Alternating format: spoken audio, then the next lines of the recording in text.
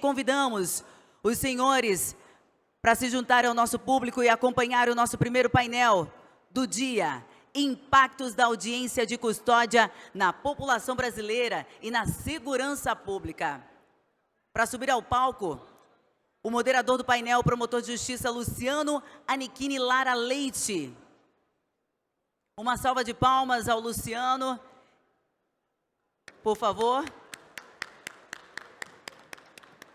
E como palestrantes convidamos o deputado federal da Cunha, delegado operacional com 18 anos de experiência na Polícia Civil de São Paulo. Uma salva de palmas, por favor.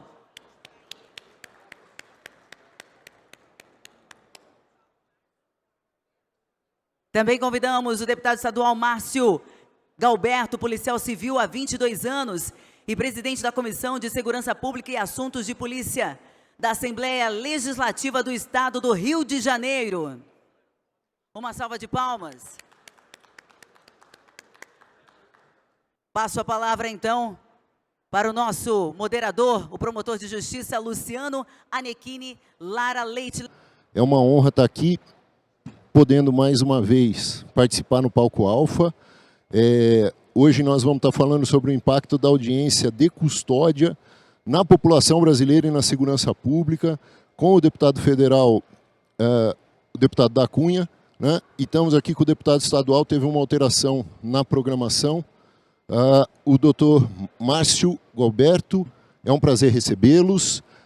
É um tema muito impactante, é um tema que vem causando espécie à população, muito principalmente em razão do resultado das audiências de custódia, e o cidadão, por vezes, encaminhado à audiência preso, saindo antes do que a força policial que fez a detenção, que fez o encaminhamento à delegacia.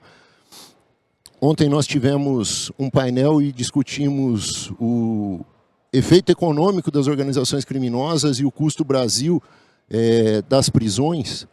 E eu falava, deputado, que o maior problema, além da imagem terrível que a audiência de custódia passa e da desnecessidade do ato, é exatamente a população não ter ideia de que, por vezes, esse cara não vai ficar preso, porque a legislação brasileira não permite que ele fique preso nem com o término do processo, nem com a condenação transitada e julgado, dado que as penas cominadas aos crimes aqui no Brasil são pífias, a execução penal é uma brincadeira, e se o cidadão não for condenado a 8 anos de reclusão, mínimo de 8 anos de reclusão, ele não vai ficar em regime fechado, e não ficando em regime fechado, não tem por que na audiência de custódia ele ser mantido preso na ideia básica a respeito do assunto.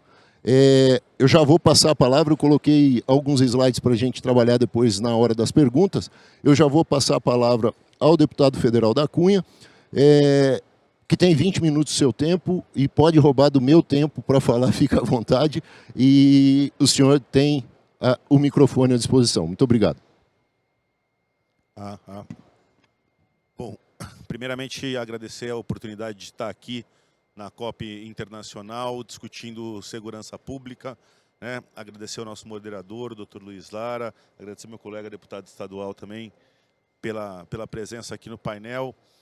E, bom, vamos direto ao ponto, né? A audiência de custódia, ela é um tema extremamente delicado, ela tem sido atacada pela sociedade, por muitos policiais de uma forma geral, mas cabe uma reflexão a respeito do tema. Qual a origem da audiência de custódia? Da onde surgiu? Ela tem origem no Pacto de San José da Costa Rica, né? Num pacto vinculado a direitos humanos. E o objetivo principal da audiência de custódia é apresentar o preso à autoridade judiciária dentro de 24 horas para que o processo criminal não tenha vícios e seja perpetuada a punição dentro de todas as formalidades, né? Bom, e o que acontece no Brasil, né? O que aconteceu no Brasil? Humildemente eu falo que houve uma distorção no objeto da audiência de custódia. E muitas vezes hoje nós vemos a audiência sendo feita e quais são as primeiras perguntas a serem feitas, né? O magistrado pergunta para o então preso, você foi bem tratado? A polícia te agrediu? Como ocorreu a prisão? E a audiência de custódia ela não é para entrar no mérito do processo. Ela é para analisar as formalidades. Só que não somente as formalidades em relação a uma conduta errada da polícia, o que é a exceção. Tá? Só para registrar dados, as condutas erradas da polícia detectadas em audiências de custódias são inferiores a 3%. Tá? Ou seja, é uma grande exceção. Mas as formalidades da prisão, a prisão foi em flagrante, foi um mandado de busca, foi um mandado de prisão, o processo está formalmente em ordem? Então, esse seria o objeto. Aqui na plateia, está ali o doutor Luiz Carlos do Carmo, está aqui à minha esquerda. E, doutor, pode levantar o braço, chefe. E é um grande estudioso, é um professor que eu tenho, nós discutimos muito sobre audiência de custódia. Então, alguns detalhes básicos da formalidade da audiência de custódia que não acontecem. Pergunta que não é feita. Esse preso responde a outro processo? Esse preso está gozando de algum benefício da lei de execução penal, o qual, pelo fato dele estar sendo preso novamente, automaticamente esse benefício deve ser revogado? Então, vamos lá, o secretário Derrite estava aqui agora há pouco falando. É normal num país alguém ser preso 14 vezes por crime violento, por roubo, 14 vezes por roubo? Não, não é normal. Né? Só que assim, se ele tem 14 processos de roubo e está na rua, ele está gozando de benefício em algum dos processos. E isso não é avaliado na audiência de custódia, porque seria papel do juiz da audiência de custódia verificar a ficha de execução penal daquele preso. E não a execução de um processo, mas de todos os processos que ele responde, mais uma vez, não só no estado de São Paulo, mas no Brasil inteiro. E automaticamente, se esse preso ele está num benefício de liberdade provisória ou está no cumprimento de um regime aberto, isso já é falta grave na lei de execução. E ele deveria, ali na própria audiência, ter decretado pelo juiz, né, ou imediatamente comunicado à vara de execução para ele não sair em liberdade. Então, veja bem, tem alguns dados que são interessantes. A gente tem a impressão de que todo mundo sai solto na audiência de custódia. Não é a verdade. 60% dos presos permanecem presos a nível Brasil, tá? Não estou falando de São Paulo, estou falando do Brasil. Entretanto, esses 40% que são soltos, vamos colocar aqui em São Paulo é um pouco mais, chega a ser 60% de soltos em São Paulo. Eu tenho certeza absoluta, e o doutor Luiz está aqui, ele vai concordar comigo, que eles podem ter um processo suspenso, né, com base no artigo 366 do Código de Processo Penal, então ele responde a 5 roubos.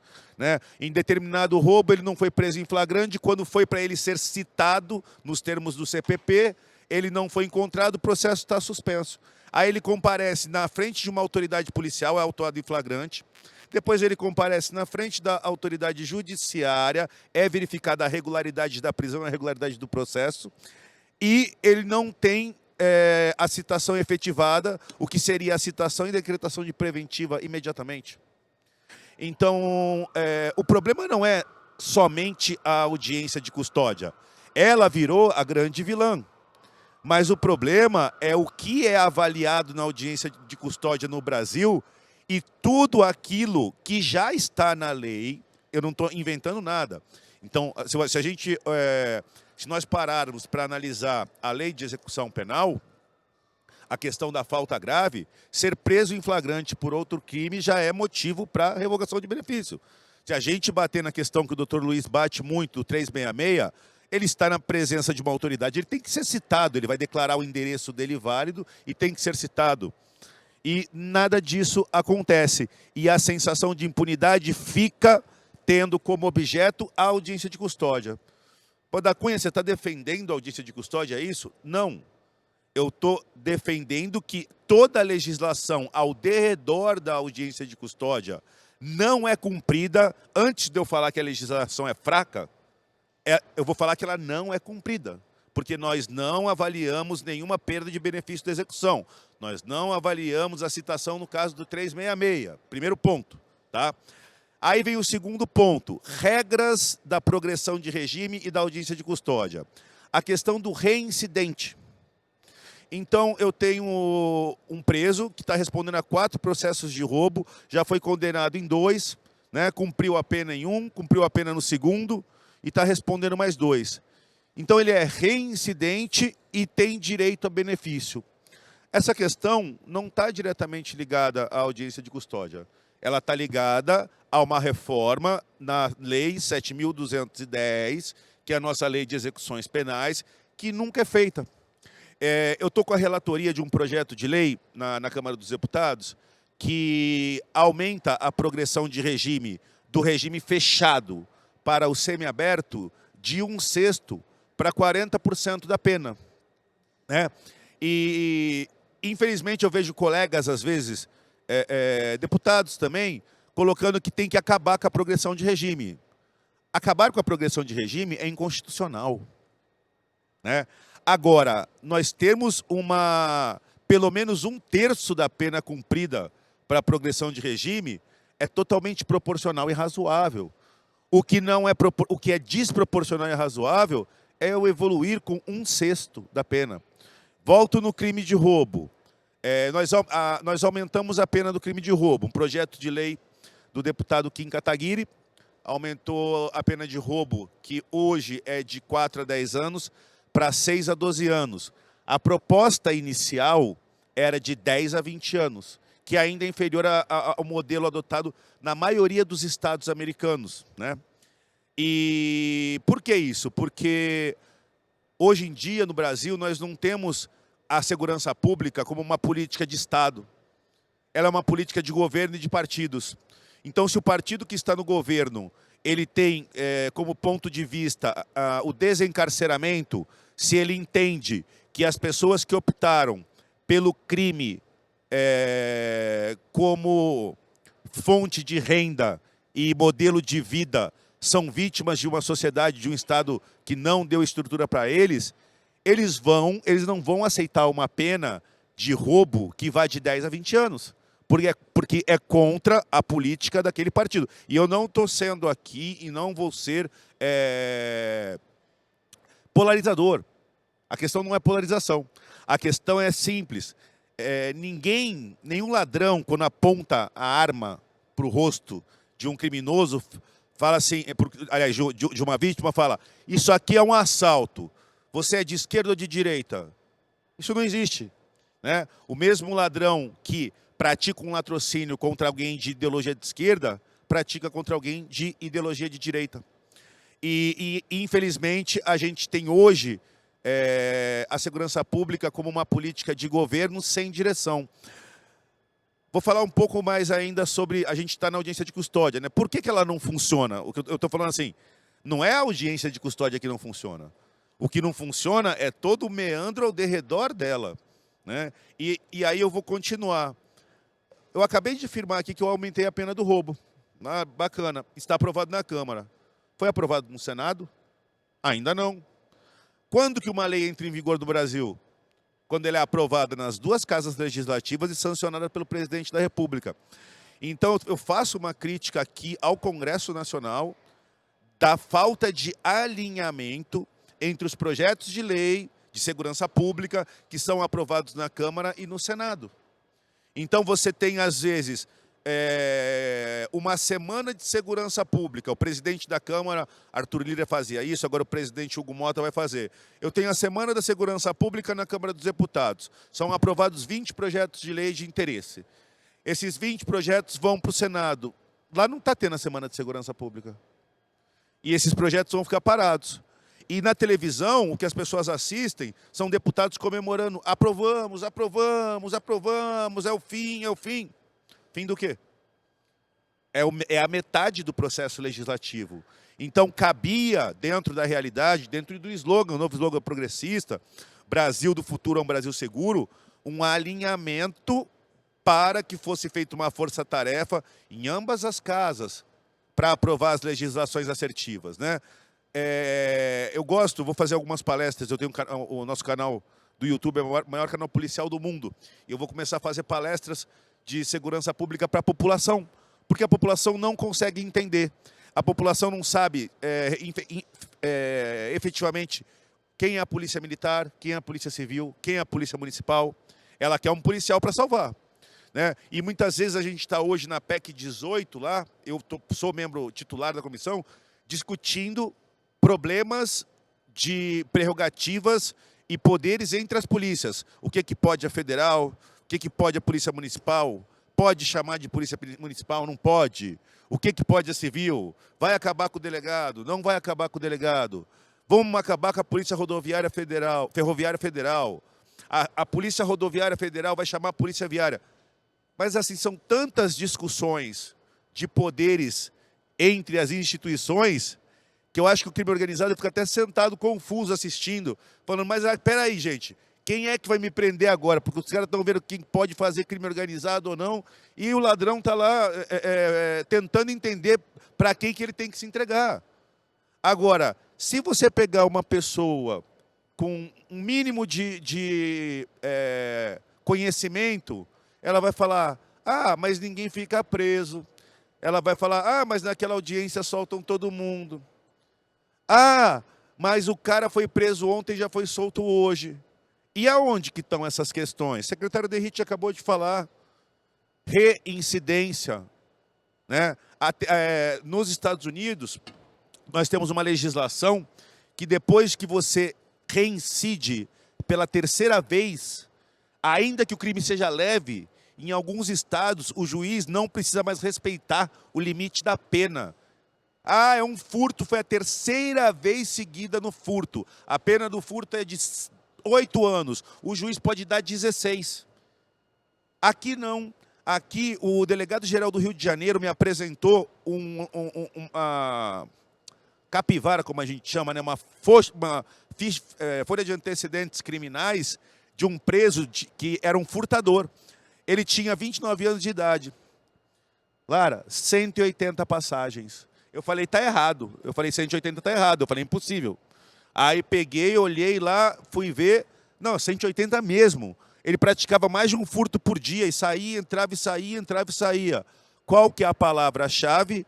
Não é audiência de custódia, é admitir-se a reincidência, né? Progressão de regime de 1/6. Efetuei uma prisão, estava filmando essa prisão no canal, coloquei o preso no compartimento de transporte de preso da viatura e falei para ele assim, agora a casa caiu, hein? Agora você vai puxar uma cana. Ele falou, como assim, doutor? Eu falei, meu, é roubo isso aqui. De 4 a 10. Ele falou, não, chefe, eu sou primário. Eu falei, e aí? O que tem? Ele falou, o senhor não sabe fazer cálculo penal? Falou na minha cara. Eu falei, não, faz aí o cálculo então. Então é o seguinte, doutor, eu tenho gravado isso. É o seguinte, doutor. O juiz não pode começar o cálculo com base no artigo 59 do Código Penal, com a pena máxima. Então, se é de 4 a 10, ele tem que começar a 4. Eu tenho 3 processos de tráfico, mas eu não estou condenado em nenhum. Então, eu ainda sou reincidente, mesmo respondendo os 3 tráficos. Logo, ele vai começar com 4 anos no cálculo, ele vai colocar a causa de aumento porque eu estou respondendo a outros processos, vai ter que ser uma causa de aumento genérica, eu não estava roubando com ninguém, eu estava sozinho, com arma de fogo, então eu devo ser condenado mais ou menos, doutor, se ele for muito mão pesada, a 5 anos. E aí, 5 anos, o senhor faz a conta de 1/6 de 5 anos. Eu falei, o que mais? Ele falou, 1/6 de 5 anos não vai dar nem 2 anos, vai dar 1 ano e 8 meses aproximadamente. Ah, eu vou progredir para o semiaberto, não vai ter vaga e eu vou direto para o aberto. Eu falei, você fez direito? Ele falou, não, mas nessas vezes que eu caí por tráfico, eu puxei uns dias lá, né, e o pessoal tem código, o pessoal estuda tudo. Então, ou seja, a coisa ela parece super complexa, mas não é. Eu fico olhando, eu acho complexo a dificuldade que a gente tem de aprovar legislações tão básicas e que iam mudar sobremaneira a vida da população. Vou dar um último exemplo que eu bato sempre na tecla e não consigo entender. Ai, furto de celular, roubo de celular, furto de carro, roubo de carro, roubo de carga, furto de carga. Tudo isso só acontece porque tem alguém chamado receptador, alguém que compra. Então eu vejo constantemente os policiais efetuando prisões de quadrilhas de ladrões, comemorando a prisão, que tem que comemorar. Só que assim, quando ele termina essa prisão, o policial, na mesa lá do chefe de investigação, né, doutor? Tem mais uns 20 BOs de roubo para esclarecer. Ele não tem tempo de ir atrás do receptador.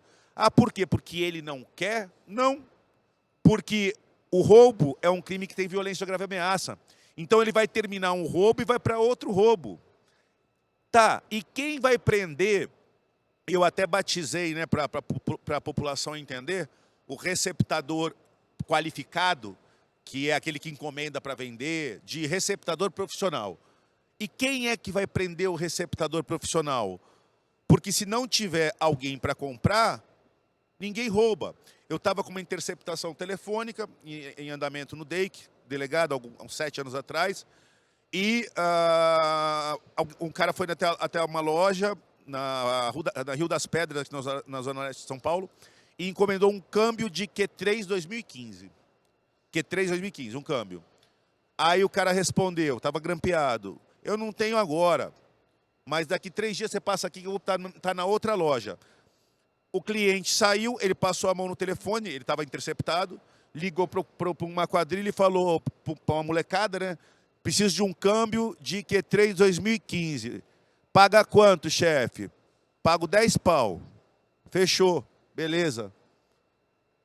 No dia seguinte, a gente interceptou o moleque que ligou, ele foi, fez uma Q3 2015, levou para o buraco, cortou o carro, tirou o câmbio, e eu assisti o filme todinho. Depois foi lá, voltou o cliente e comprou o câmbio da Q3. Ou seja, alguém tomou um cano na cara, quase morreu, ficou traumatizado, porque houve uma encomenda do receptador profissional e esse cara não vai para a cadeia. E a mínima dele é de 1 ano. Pô, da Cunha, você está desviando o assunto da audiência de custódia? Não! Agora, assim, é muito infantil da nossa parte falar que a culpa da segurança pública no Brasil é da audiência de custódia. Ela é um ato formal que nos Estados Unidos funciona muito bem, porque todo preso tem que ser apresentado a uma autoridade judiciária em 24 horas. Só que essa autoridade judiciária não tem ferramentas. Não tem ferramentas. E a questão dela ser presencial ou não vou nem entrar nesse mérito do custo, que é um absurdo.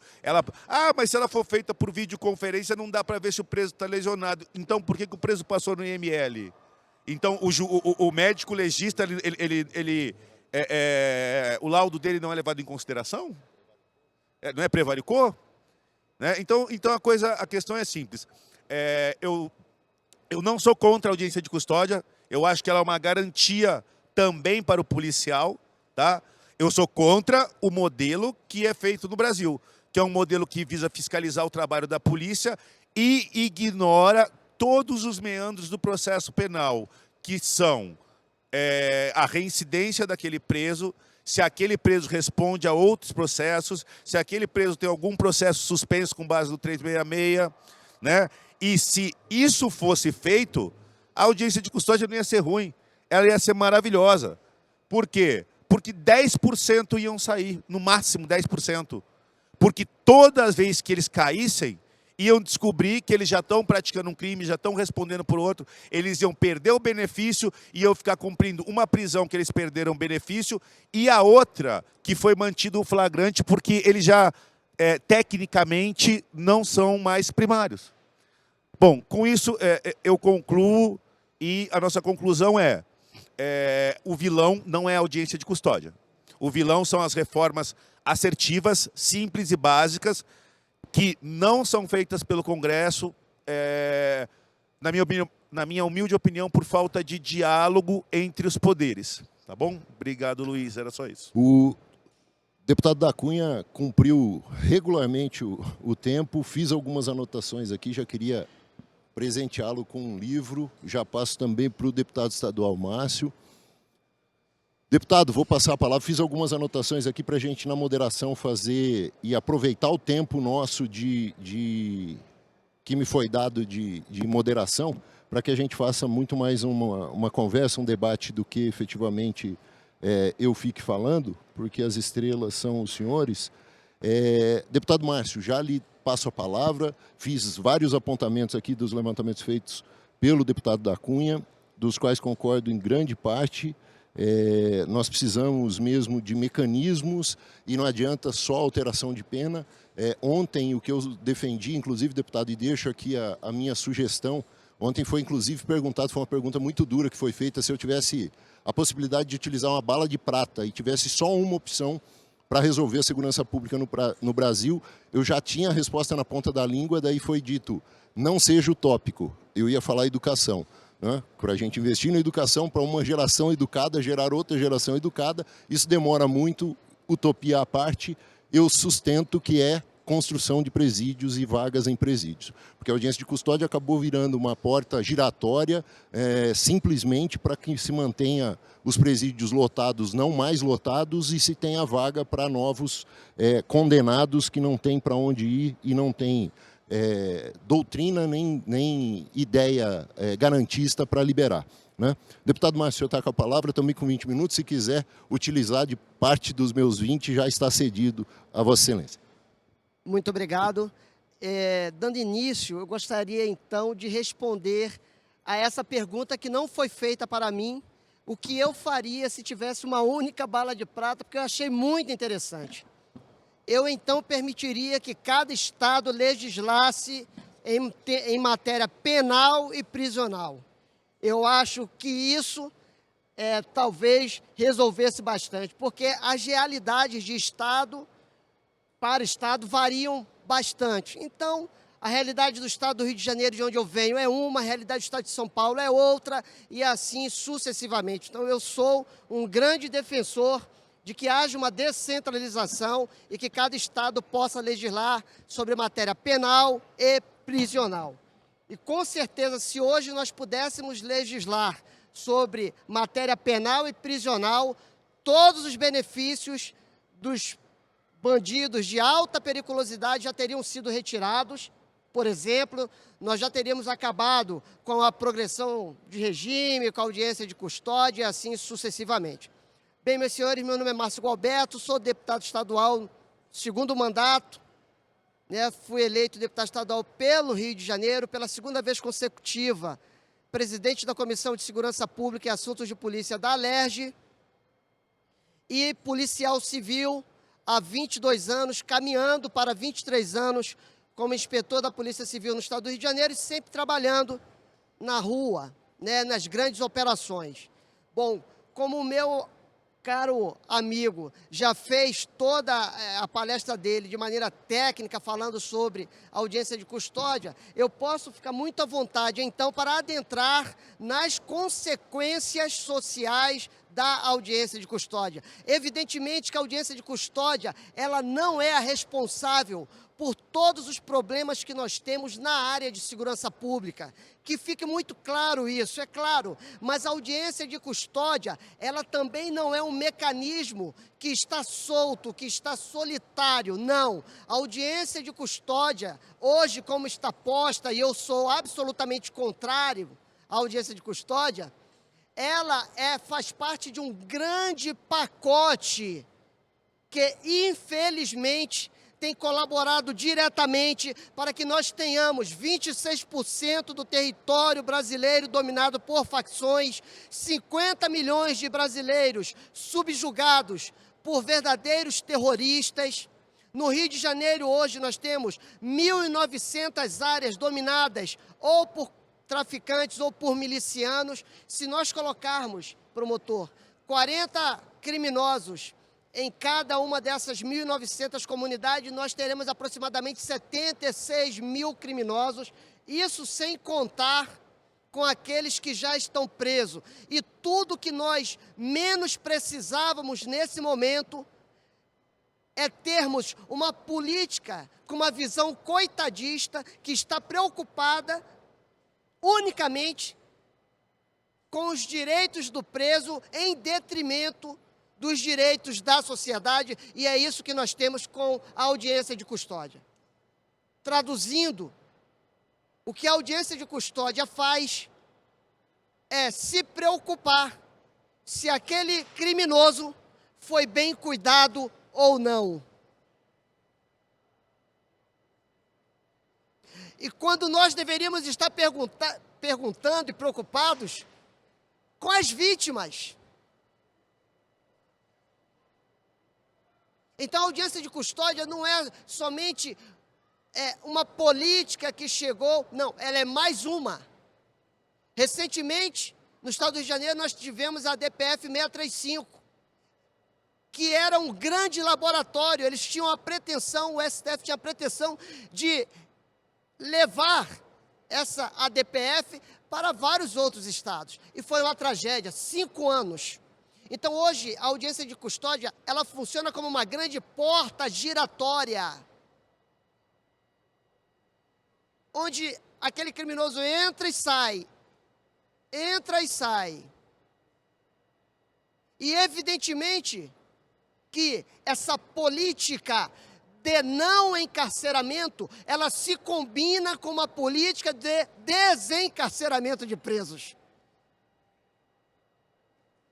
E que veio embalada, como sempre, numa caixinha muito bonita e colorida, cheia de boas intenções. Mas ideias têm consequências. E quando nós vamos fazer uma análise como isso se dá na prática, nós vemos que entre aquilo que era uma teoria e a execução, há uma diferença brutal de como aquilo é executado e se concretiza na vida da sociedade. E é inconcebível que, com uma realidade de crimes que nós temos, em pleno século XXI, com uma média de homicídios entre 40 e 60 mil, que nós tenhamos algo como uma audiência de custódia, como uma DPF 635, como recentemente tivemos. Eu costumo dizer que toda essa violência que temos hoje em dia, ela se estrutura em 4 grandes eixos: impunidade, corrupção generalizada, uma legislação penal e prisional muito benevolente e decisões políticas e jurídicas desastrosas em muitos momentos do Brasil.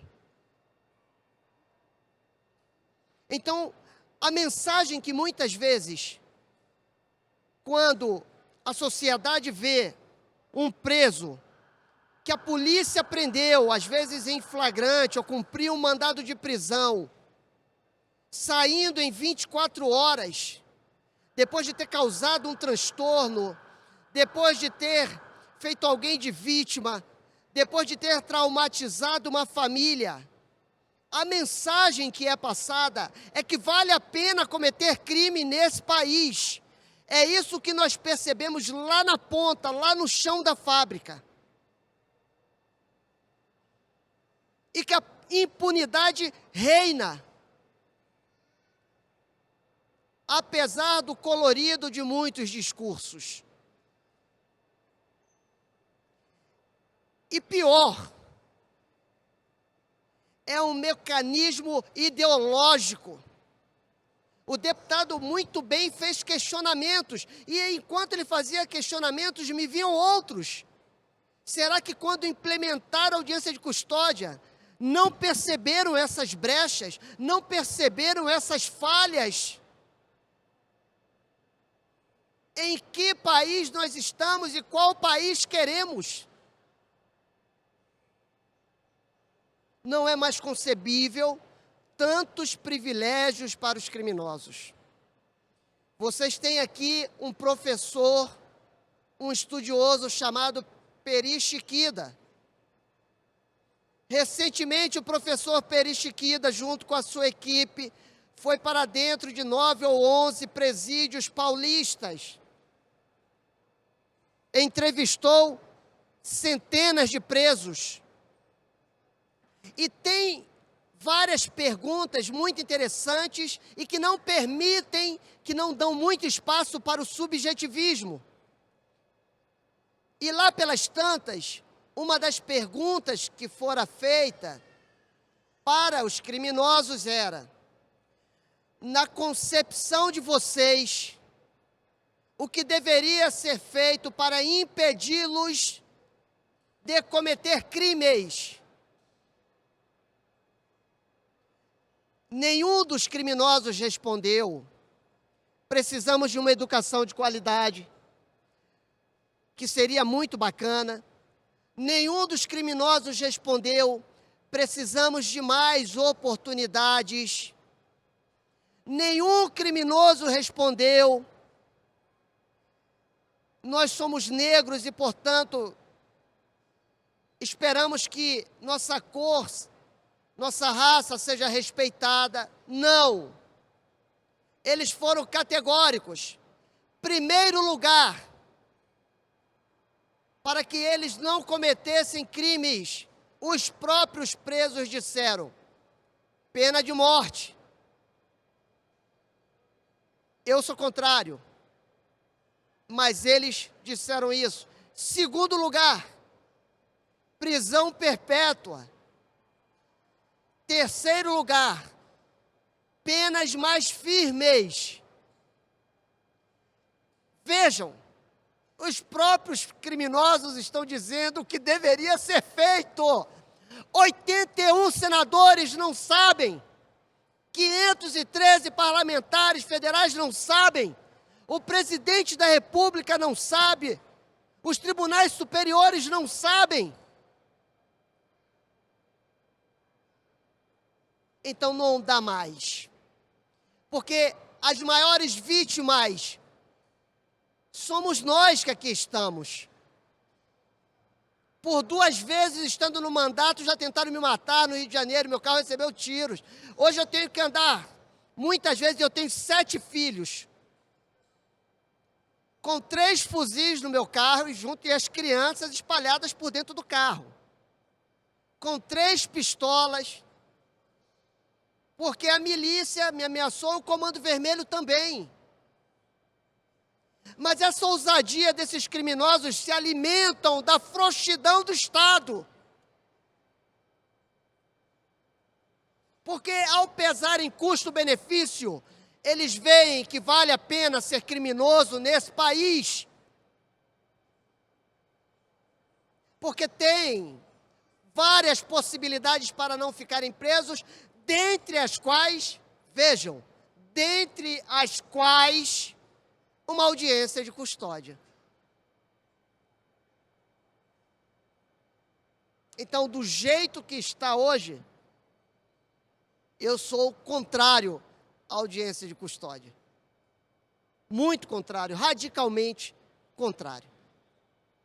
E já caminhando para o fim. Quando eu trabalhei numa DEAN,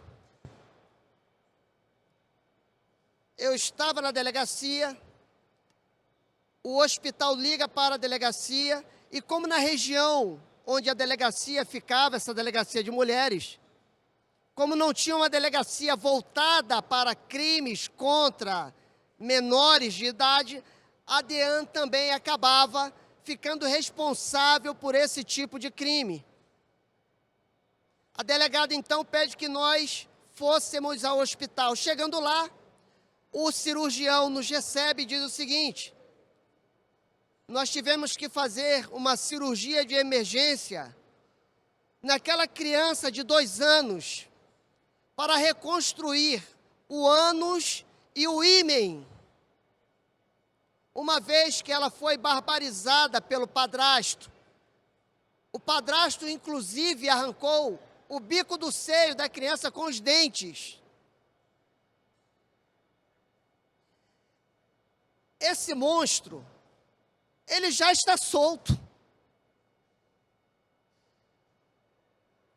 Ele já está solto.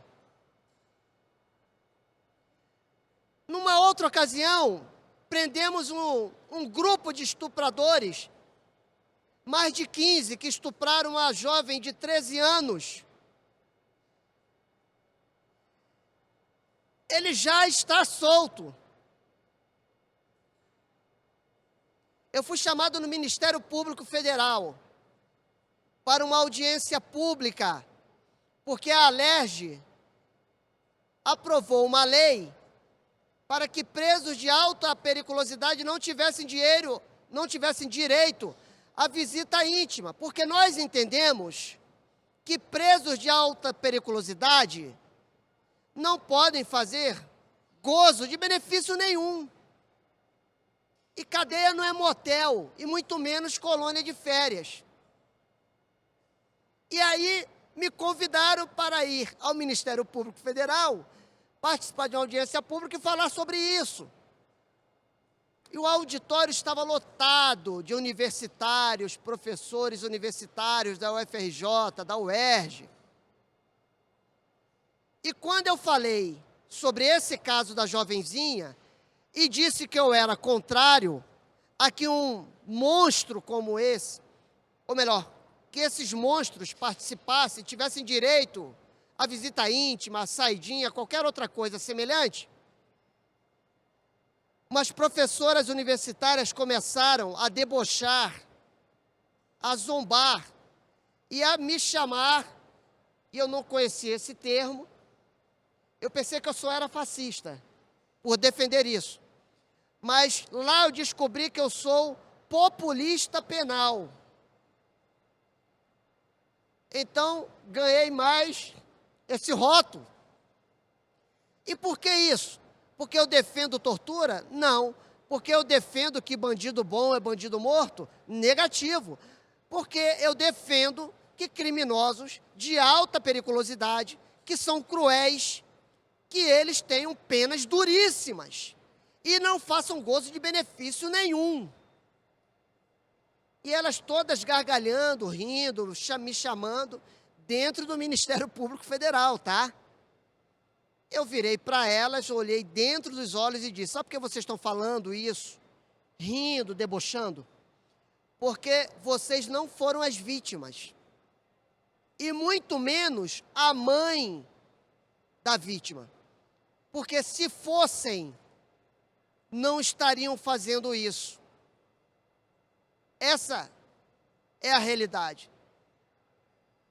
Dessas várias políticas desastrosas, dessas decisões que não beneficiam a sociedade e que são trazidas à luz por ideólogos. A área de segurança pública não comporta uma visão ideologizada. É por isso que, ano após ano, nós temos verdadeiros desastres sociais, políticos, econômicos ocorrendo. Por quê? Porque a área de segurança pública, infelizmente, o que vigorou até hoje foi uma visão ideologizada do mundo. E não é concebível mais isso. Deve ser uma área cuidada por quem verdadeiramente entende do assunto, por quem faz segurança na prática, e não por quem tem uma visão romanceada do criminoso, que considera o bandido uma vítima de uma sociedade branca, capitalista, burguesa e por aí vai. Não podemos aceitar mais isso. No Rio de Janeiro, aqui eu vi e ouvi o promotor, que é considerado o maior especialista no primeiro comando da capital, dizendo que para ele o PCC já é um grupo mafioso. No Rio de Janeiro nós temos o Comando Vermelho e a milícia, ou as milícias, fazendo o mesmo percurso. Porque, para mim, uma das principais características de uma organização mafiosa é a capacidade de infiltração nos setores públicos e privados.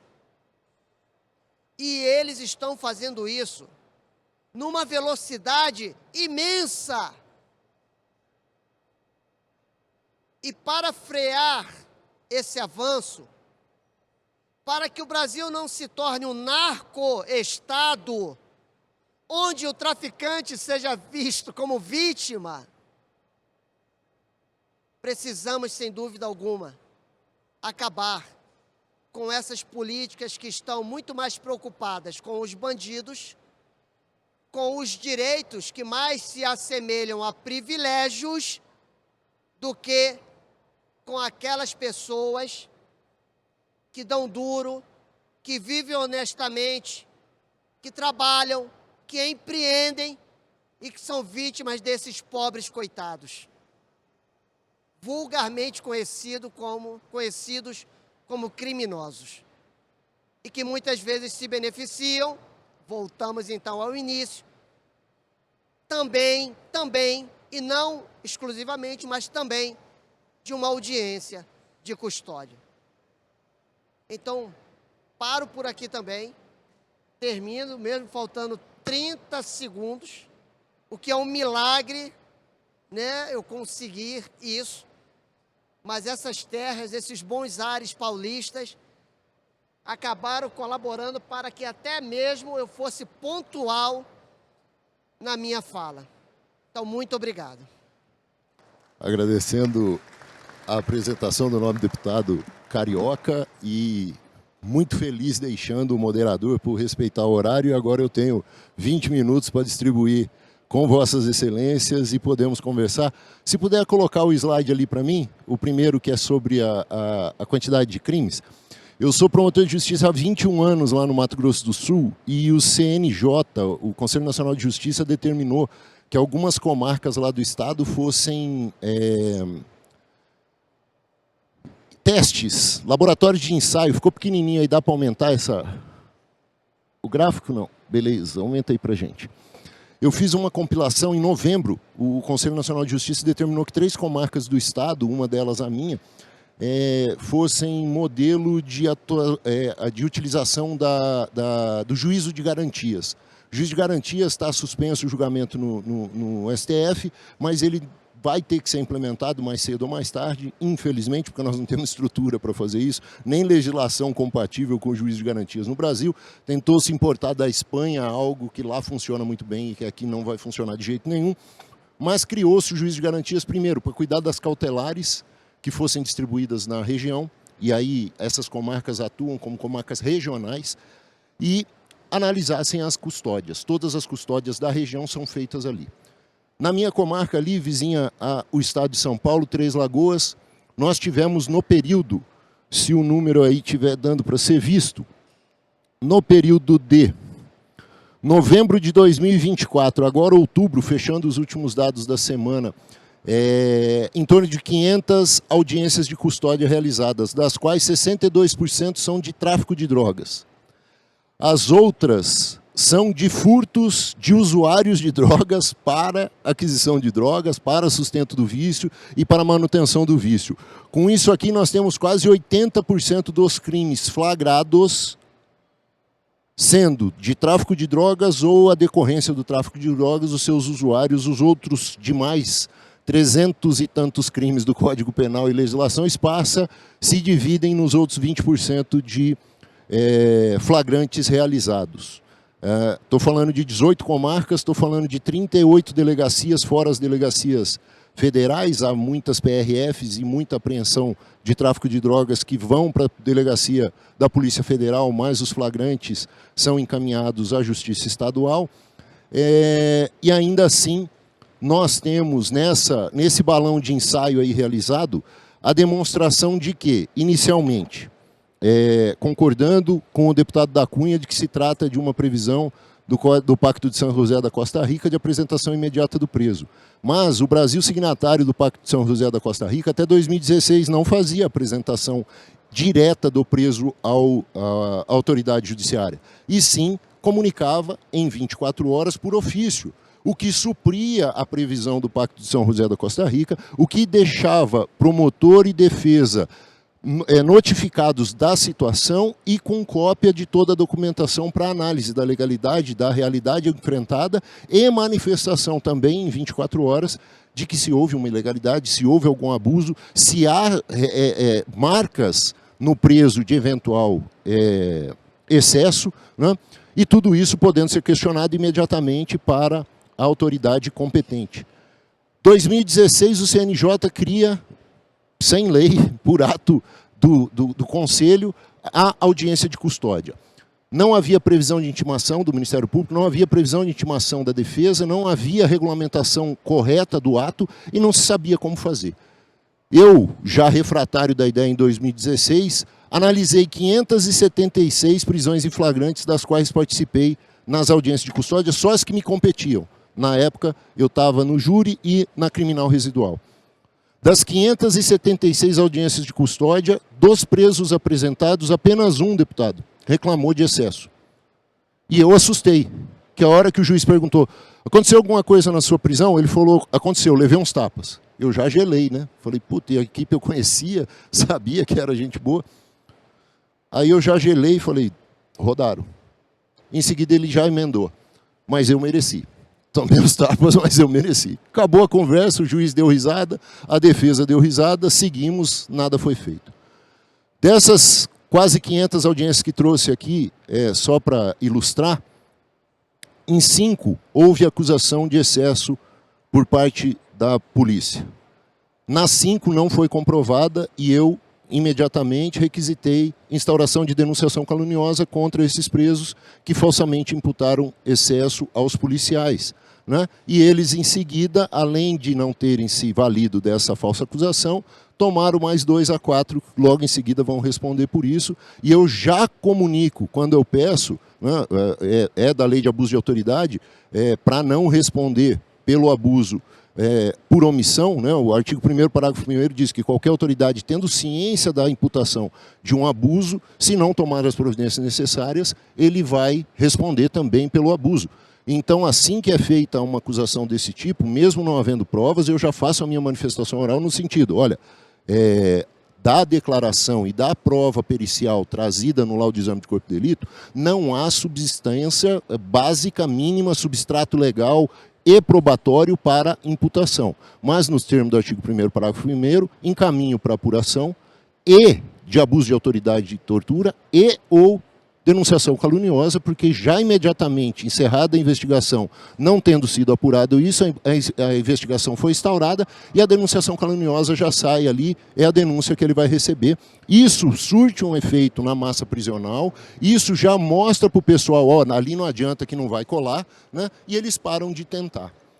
Mas a minha crítica maior não é só o ato da audiência de custódia não ser necessariamente viável pela comunicação feita por ofício, e qualquer excesso não seria sequer aceito por uma unidade prisional que não receberia um preso machucado e não receberia um preso maltratado, mesmo que o laudo fosse negativo e o preso estivesse acusando, sob pena de responsabilidade deles, né?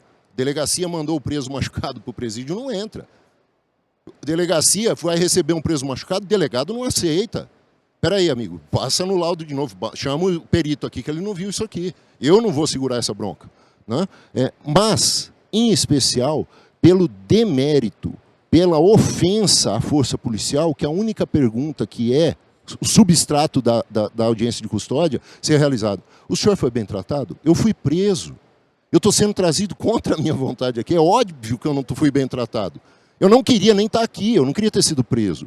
Mas o ofender a polícia, a integridade do trabalho policial, que 99,9% das vezes é feito corretamente, muito corretamente, e inverter a ordem do jogo e trazer demérito à ação policial, isso me ofende a cada vez que essa pergunta é feita. Concordo que muitas perguntas deveriam ser melhor aproveitadas, deputado, concordo.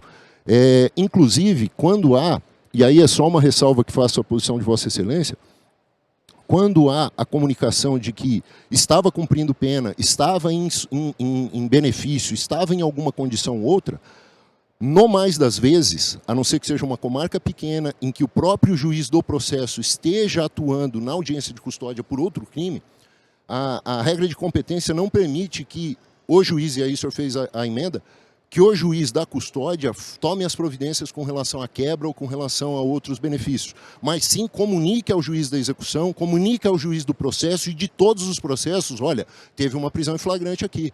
Se ele estava solto por outra condição, analisa porque ele caiu em outro crime. Se ele estava com uma suspensão condicional, revoga a suspensão porque ele caiu, uma das condições da suspensão era não voltar a delinquir, e ele delinquiu, está sendo preso em flagrante aqui. Se vai ser denunciado ou não, são outros 500. Mas já houve a falta grave, inclusive, numa questão de execução penal, né? Mas que isso seja comunicado efetivamente ao processo. E uma das perguntas que é feita, ainda que se garanta o direito constitucional ao silêncio do conduzido, uma das perguntas que é feita é exatamente essa. O senhor já respondeu ao processo? O senhor está respondendo ao processo? O senhor está em benefício de algum dos processos que venha a ter respondido? E normalmente, porque essa é a ideia incutida ao apenado, se ele está no semiaberto, se ele está no aberto, se ele está de tornozeleira, ou se ele está em liberdade condicional, ele cumpriu a pena. Porque ele só considera cumprimento da pena o fechado. Qualquer outro... Não, eu já paguei. Aí a gente olha na guia dele e fala, mas você está no semiaberto. Isso, já paguei. Não, amigo, você está no semiaberto. Semiaberto humanizado agora. O semiaberto humanizado que é o aberto. Né? Semiaberto humanizado é aberto. Ontem eu brinquei, hoje o público feminino é menor, eu tenho menor risco de apanhar. O semiaberto, que é praticado hoje no Brasil, você se recolhe durante a noite e sai para trabalhar durante o dia. É o casamento. Né? É o casamento. Você sai para trabalhar e volta a dormir. Só que com um sexto de cumprimento de pena você progride. Né? No casamento, com um sexto de casamento começa a piorar. Né? Você já não pode sair para qualquer coisa, você não pode sair nem para jogar bola, né? Vai ficando pior. Mas eu trago uma reflexão e gostaria da posição dos senhores para que a gente pudesse melhor ilustrar aqui o painel. Dada essa referência, coloca ali, pode deixar nesse mesmo. Eu tinha posto o outro dividindo por cidades. Nós temos toda uma implicação simbólica da simbologia do ato da audiência de custódia. Realmente não é culpa da audiência de custódia quando, no tráfico, o cara já sabe, na conta que ele fez para o senhor lá, sabendo, conhecedor da execução penal, ele já senta ali para mim e fala, ô doutor, qual que é a sentença? Aí a gente fala, não, não vamos discutir o mérito, é só audiência de custódia, é só ver a questão da prisão. Eu falo, doutor, mas eu quero ser condenado. Porque ele sabe que ele é primário, ele sabe que ele vai receber o benesse do 33, parágrafo 4º, do tráfico privilegiado, vai pegar 1 ano e 8 meses e vai pegar 2 penas substituídas alternativas. Então ele fala, não me deixa preso, doutor, me dá a sentença, porque eu saio agora, vou pagar a multa, vou pagar a prestação de serviço de comunidade e estou suave. É 1 tonelada de maconha, que lá a gente só pega de tonelada, né? Quilo é de bicicleta que os caras passam no Mato Grosso do Sul. Carro é tonelada. 1 tonelada é privilégio.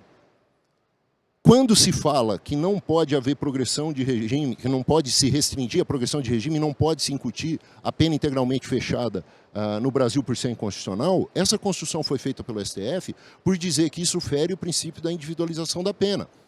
Tudo bem, mas se a gente trabalha com pena mínima, para todo mundo, nós ferimos o princípio da individualização da pena, porque todo mundo recebe pena mínima. Então o cara já sai discutindo com quem está prendendo, discutindo com a autoridade na audiência. Ô doutor, minha pena vai ser tal. Ele fala, amigo, eu estudei 5 anos, prestei um concurso para fazer o que eu estou fazendo e você já quer dar a pena. Sim, ele vai dar a pena, porque ele sabe o que ele está falando. Ele vai pegar 1 ano e 8 no tráfico, ele vai pegar 5 e 4 no roubo, ele vai pegar penas que não vão deixá-lo preso. E aí ele fica chateado quando ele fica preso na audiência de custódia, que ele não queria, e a população fica completamente desprotegida e descrente das autoridades e das nossas instituições, quando ela vê o cara saindo na audiência de custódia, não pela audiência de custódia, mas pela legislação. Como é que os senhores legisladores e que são os tomadores de decisão com relação à legislação, podem ver uma solução para isso que, por favor, não seja aumento de pena, porque aumento de pena sem ter presídio não resolve. A gente vai inventar novas teorias para que o cara não cumpra a pena, né, e fique solto logo. Deputado da Cunha primeiro, depois a gente vai... Alô, bom. Então, justamente, vamos voltar na questão da audiência de custódia, né? Muitas e muitas vezes o magistrado tem prorrogado a sua competência para decretar uma cautelar, um mandado de busca, ou para conceder um HC em um processo que ele não está fazendo a instrução e também não está fazendo a execução da pena. Então, assim, eu entendo que a audiência de custódia, ela deveria ter essa prorrogação de pena para que o juiz da audiência de custódia tomasse essas medidas. Da Cunha, por quê? Pelo princípio da prorrogação de competência. Mas qual o outro fundamento da Cunha? O fundamento é simples. Ele saiu dali em liberdade, ele vai mudar o endereço e nunca mais vai ser localizado. Então, acabou. Então, ou você faz cumprir naquele momento, ou já era. Então, a audiência de custódia, como o doutor falou, ela ser utilizada somente para perguntar se você foi bem tratado, se a polícia te bateu, a gente podia usar ela de uma outra forma. A gente podia usar ela para, grosseiramente falando, fazer aquele preso que está sendo apresentado à autoridade judiciária responder por aquilo que ele está sendo feito. E aí vem uma outra questão que eu vou colocar para concluir, que é a mais triste, que é a falta de comunicação entre o sistema judiciário brasileiro. Então, a gente temos o CNJ, mas nós não temos nem a interligação entre as varas dentro dos estados. Então, o juiz da audiência, ele não consegue ali abrir o computador e ver no próprio estado que execuções aquele preso está cumprindo. Deputado, para o senhor ter uma ideia, eu estou em Três Lagoas, divisa ali, eu tenho Andradina, tenho comarcas próximas do estado de São Paulo ali, vizinhas nossas. Eu estou fazendo audiência, eu não estou localizando o preso aqui, que está preso ali do lado, e a gente não está sabendo. É coisa de 50 quilômetros, 70 quilômetros, e o preso, eu não estou sabendo que o preso está ali. Eu estou suspendendo o processo aqui, eu estou deixando de praticar atos aqui em razão da revelia, mas o preso está ali e nós não estamos sabendo. O CNJ não interliga os cartórios distribuidores de todos os processos, de todos os tribunais. Eu estava trabalhando com relação à legislação de armas, e no grupo de trabalho lá do Ministério da Justiça, eu levantei isso, estamos tendo problema e falta uma verificação integrada. O membro do Conselho Nacional de Justiça falou, doutor, está disponibilizado para vocês, vai chamar certidão de armas. Vai sair a certidão unificada de 81 tribunais. Eu nem sabia que tinha 81 tribunais no Brasil. Ele falou, vai sair a certidão unificada de 81 tribunais, com um clique vocês vão gerar isso aí. Falei, nossa, mas a gente precisa não só para as armas, né? Vai ser certidão de armas, vai ser certidão para o processo, vai ser certidão para tudo, porque isso vai dar uma segurança muito maior. Mas o problema é que, ainda que a gente tenha alguns meios de pesquisa e alguns bancos de dados que podem ser buscados, às vezes se marca a audiência de custódia muito rápido, muito em cima, e não dá tempo do cartório instruir com toda essa documentação. E chega, não porque nós não temos acesso, e muitas vezes não temos, chega o auto de prisão em flagrante mal instruído porque não houve tempo hábil de fazer a comunicação, na pressa de não se passar as 24 horas, na pressa de não parecer que houve um excesso de prazo na realização do ato. E o juiz fica vendido, o promotor mais ainda, o preso por vezes é de um crime interestadual, não tenho nada lá não devo nada, primeira vez, nem sabia que funcionava assim. Né? Quando você vai ver, chega a capivara, né? Chega a folha de antecedentes, tinha um monte de coisa ali ainda para responder. Pode continuar, deputado. Não, essa é a questão, né? A questão é da gente não ter uma interligação de informações, da gente não ter autoridade do juiz da audiência de custódia de tomar as medidas que só ele pode tomar. Volto na questão. Houvesse uma previsão, deputado, e aí o senhor me permite a sugestão, de inclusão, o ato da audiência de custódia prorroga a competência para esse magistrado fazer análise e já analisar. Olha, mesmo que não seja uma decisão definitiva, olha, cautelarmente suspendo os benefícios, cautelarmente revogo a progressão, regrido cautelarmente para o fechado, e o juiz da execução analisa se vai manter isso aí ou não. Se ele colocar cautelarmente, né, havendo uma prorrogação de competência, olha, o juiz da audiência de custódia vai poder fazer essa análise cautelar e determinar as providências. Deve. Só para completar. O projeto de lei até sexta-feira está digitado, tá? O doutor Luiz está ali, que me ajuda bastante. Foi uma ideia fantástica. E vai ser... Eu vou mandar para o senhor, doutor. Vou mandar. Eu fico muito contente. A gente teve uma oportunidade, tantos eram os presos que chegavam e falavam, sabe, deputado Márcio, ele falava assim, e a sentença? Não, amiga, é só audiência de custódia. Não, eu quero a sentença. A sentença condenatória vai ser melhor do que minha preventiva. Deixa...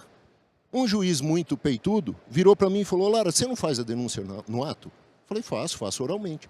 Ele falou, você faz com base no auto de prisão em flagrante? Né? O cara está confessando, O acusado está confessando, a gente já ouve a escolta que está trazendo, que são os condutores, e a gente já instrui aqui, já matamos, vamos fazer. Falei, bora. Denúncia, já fazia a oitiva de um dos condutores do flagrante, um só, para não atrasar. Interrogatório, o cara, confesso, fui eu mesmo, está tudo certo, me pegaram. O juiz já soltava a sentença. Aproveitávamos a audiência de custódia para já, ato feito, denúncia e pau. Teve um advogado que não tinha ouvido a conversa e gostado da história, mandou para o tribunal falou negativo. Não façam isso, não é para aproveitar o ato, não pode ser feito. Então toda a celeridade, todo o alcance que a gente queria buscar da audiência de custódia não serviu.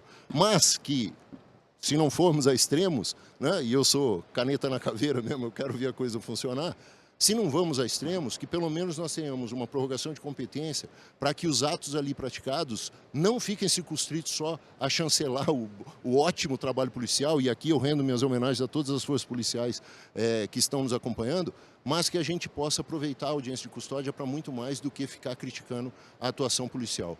Se hoje nós estamos tendo pessoas com a arrogância e a petulância de promover ataques contra o senhor, de promover um atentado contra o ex-DGPC de São Paulo, de atacar promotores de justiça e fazer ameaças a promotores de justiça, pessoalizando ações que são ações de Estado. É o Estado do Ministério Público, é o Estado do Polícia, é o Estado Legislativo atuando através da ação dos senhores, e não o deputado da Cunha, não o deputado Márcio, não o promotor Luciano fazendo. E eu tenho 40 e tantas ameaças registradas lá também, não é fácil.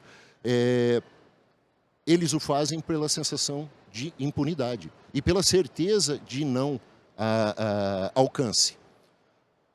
A frase não é do Gaquia, a frase de que já é organização mafiosa é do promotor João Santaterra, é a tese de pós-doutorado dele em Salamanca, e ele dizia, quando as organizações criminosas, além de infiltrarem-se no Estado, refinarem a lavagem de dinheiro, elas terão alcançado o nível de organizações mafiosas. E já alcançaram.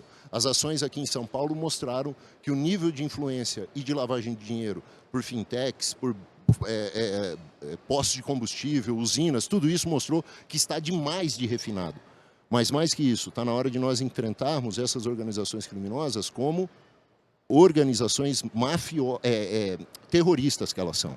E dar aí sim meios para o juiz na audiência de custódia, o delegado e o policial durante as investigações, o promotor na hora de oferecer as denúncias e as medidas que precisam ser tomadas contra essas organizações, manter esse pessoal preso e ter local para que eles fiquem presos, né? E aí fica mais uma vez minha súplica. Construamos presídios. De nada adianta a gente ficar discutindo. Nós temos 360 mil mandados de prisão em aberto no Banco Nacional de Mandados de Prisão do CNJ. Nós temos 320 mil presos no regime fechado para 240 mil vagas. Nós já temos 120 mil presos além do número de vagas existentes. O que nos dá 500 mil vagas necessárias imediatamente para a gente só aliviar o sistema. Não é para melhorar nada, não. É só para desafogar o sistema e poder aplicar a legislação. Se a gente não tiver isso, vamos ficar inventando coisa para tirar preso, vamos ficar inventando coisa para dificultar o trabalho policial, vamos ficar dificultando a vida da sociedade e mais. Vamos ficar cobrando a conta de quem já sofreu e já pagou parte dessa conta ao receber o crime, ao ser vítima do crime. Ela vem a ser vitimizada novamente, com o cumprimento de pena não sendo dado a contento. Já tem uma sniper mirando contra mim, eu peço e passo a palavra aos palestrantes aí para as considerações finais. Ela disse que a gente não tem tempo, eu, por minha conta e amizade com o Sansone, concedo de 5 a 15 minutos a cada um de vossas excelências e depois eu corro bastante, pode ficar tranquilo. Bom, eu gostaria de agradecer então a oportunidade de dizer que as forças policiais estão trabalhando muito Brasil afora, muitos promotores estão se dedicando, muitos juízes, mas sem dúvida alguma nós precisamos fechar as brechas existentes e dificultar ao máximo a vida dos criminosos. Isso passa, sem dúvida alguma, pelo endurecimento da legislação penal, processual penal e prisional. Nós precisamos que esses presos permaneçam presos e muito rapidamente. Essa questão da superlotação de vagas, promotor Lara, Isso foi percebido lá atrás, porque é uma conta matemática. O senhor há de se lembrar disso. Foi falado que se não fosse construídos, eu não sei se em 2014, 15, alguma coisa do tipo, novos presídios, 2, 3 anos depois nós teríamos a superlotação. E naquele momento foi dito o seguinte, uma muito bonitinha a frase, né, fofinha, nós não precisamos de presídios, nós precisamos de escolas. Vocês devem se recordar disso. Muitos políticos de um determinado espectro político saíram com essa frase e começaram a propagar isso. E a pergunta que nós nos fazíamos então era, e colocamos os estupradores, pedófilos, homicidas, membros de grupo de extermínio, sequestradores aonde? Na sala dos professores, né? Então, mas não foi feito. Em 2017, se não me engano, é montado um grupo com ministros do Supremo, eles vão visitar os presídios. O que eles constataram? A superlotação. Estado inconstitucional de coisas, aproveitaram o conceito da Colômbia, né, sobre prisões e declararam um estado inconstitucional de coisas. E a pena é restritiva de liberdade, a pena não é aviltante, a pena não é para colocar 40 pessoas numa cela que cabe 2. É óbvio que isso não deve ser feito. Né? Só que nunca se cumpriu a lei de execuções penais, que diz que a cela tem que ter 6 metros quadrados. Né? Se tivéssemos, ainda aqui nos presídios federais isso ocorra, né? Se nós tivéssemos estabelecimentos condizentes com a lei, cumprindo a lei efetivamente, e bastantes para o número de presos que temos, aí eu entenderia se alguém discutisse, olha, a prisão não funciona. Tá, mas nós não fizemos a prisão funcionar até agora. Né? Nós não tivemos prisão básica dentro da legislação até esse momento. Então, nós não podemos falar que a prisão não funciona porque nós não estabelecemos penas de prisão. Nós estabelecemos penas aviltantes, penas contrárias à integridade física do cidadão, e ele deveria estar privado só de liberdade. Perfeito. Então, eu não sou favorável à PEBA, tá? Nem a bandido, não é isso. Mas o ser humano tem que ser tratado como ser humano. Com dignidade. Ninguém quer que o criminoso perca a sua dignidade porque ele veio a cometer um crime, veio a atuar à margem da lei. Mas o STF, então, forma esse grupo, eles visitam, constatam aquilo que havia sido alertado lá atrás. Bom, aí todos pensaram, agora, enfim, novos presídios serão construídos. Não, aí eles vieram com a política de desencarceramento de presos. Essa foi a solução encontrada e que vigora até hoje. Não tem vaga, vamos tirar quem está no presídio. Né?